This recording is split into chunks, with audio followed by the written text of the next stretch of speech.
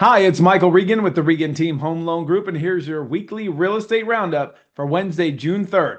First, we're going to start with the ADP jobs report, and this is for the month of May, and it showed 122,000 jobs were created, and most of them came in the small business category. Now to the Case-Shiller Home Price Index, and it showed that nationally we were down 0.2% in March, but year over year we are up 0.7%. So again, not mass appreciation, but you are still seeing appreciation year over year, and I'll show you what that looks like in just a bit.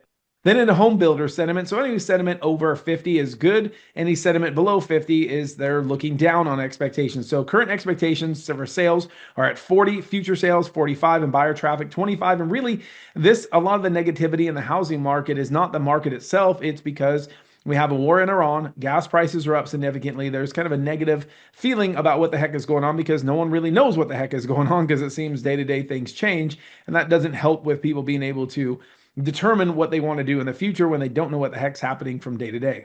New home sales for the month of April. So month over month, they were down 6.2%, but year over year, they were down 11.3%. But this is a big thing. What a lot of people don't understand is that new home sales are incredibly volatile and they change from month to month. And so it wouldn't be a surprise next month we see that number to the positive side, because the realistic thing is that of all these homes that you see a 9.4 month supply, but that includes homes that aren't even started, that are under construction. Only 122,000 are actually completed. And you'll see moving forward, because we've seen some of the data starting to come out, that new home sales are starting to pick up, which is really good news, even with higher rates and with the war in Iran.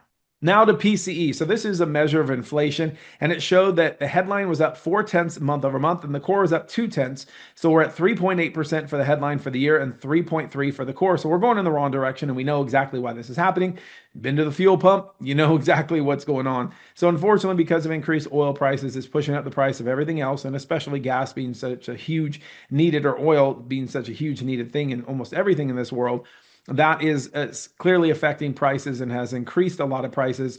But nonetheless, that's one thing that once this war is over, oil starts flowing again, then you'll see inflation come down.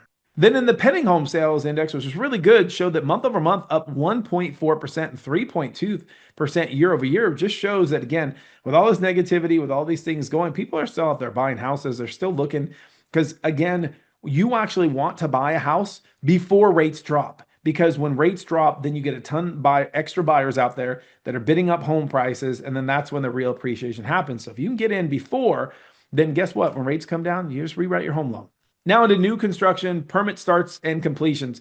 So permits were up 5.8% month over month. Starts are down 2.8%. Construction's up 0.2%. And then completions are up 4.8%, but they are down 2% year over year. Now, again, what this all really means is that to keep up with just regular population growth, you're going to have to create somewhere between 1.7 and 2 million houses, just again to keep up with population, and we are not doing that. So what that shows is that moving forward, you're still going to see a lot of home price appreciation overall because we just aren't building enough homes to keep up with the population growth. Now, an interesting breakdown of who is buying homes right now. So it shows that Gen Zers, so those 18 to 26, are 4% of the market. Younger millennials are 11%. Older millennials are 15%. Gen Xers are 25%. Young boomers, 27%. Older boomers, 15%. And the silent generation, 4%. So really, most of your sales are from between 46 and 70 years old.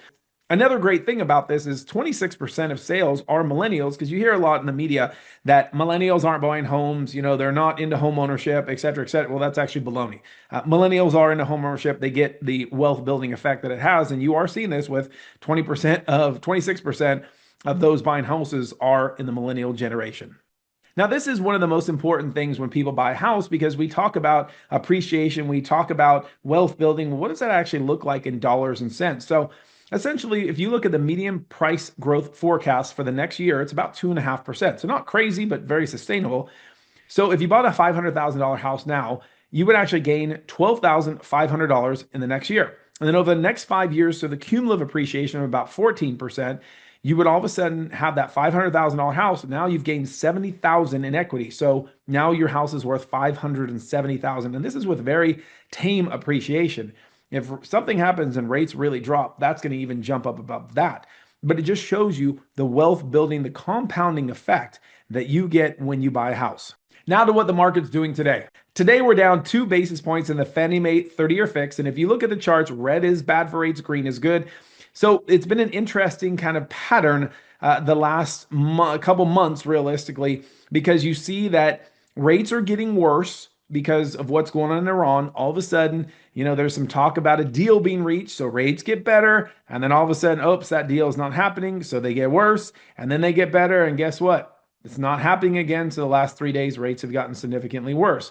So we're going to be in this yo-yo effect until we can figure out what the heck is going on. And essentially, once the war in Iran is done, or at least settled, and we know the oil's flowing through the Strait of Hormuz and things are moving, you're going to see rates get better eventually. Now, we don't know when that is. And like I said earlier, you want to get in before rates go down because that's when the real appreciation happens. That's when so many people come out. You're going to deal with bidding wars. You're going to deal with a lot more buyers. So you actually want to get in a situation now where some people are waiting for rates to go down they should come down at some point. We don't know when, but they actually cost themselves a lot of money by waiting because home prices just continue to get more expensive.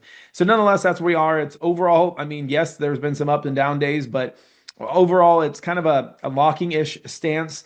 In a lot of times, it's not a time to play the market because literally one piece of news from 1 second to the next can change everything. So until then, we're going to be definitely having a locking bias for quite some time. That's it for this week's update. And don't forget, we specialize in cash flow loans for self-employed business owners and investors and reverse mortgages for seniors. Have a great week.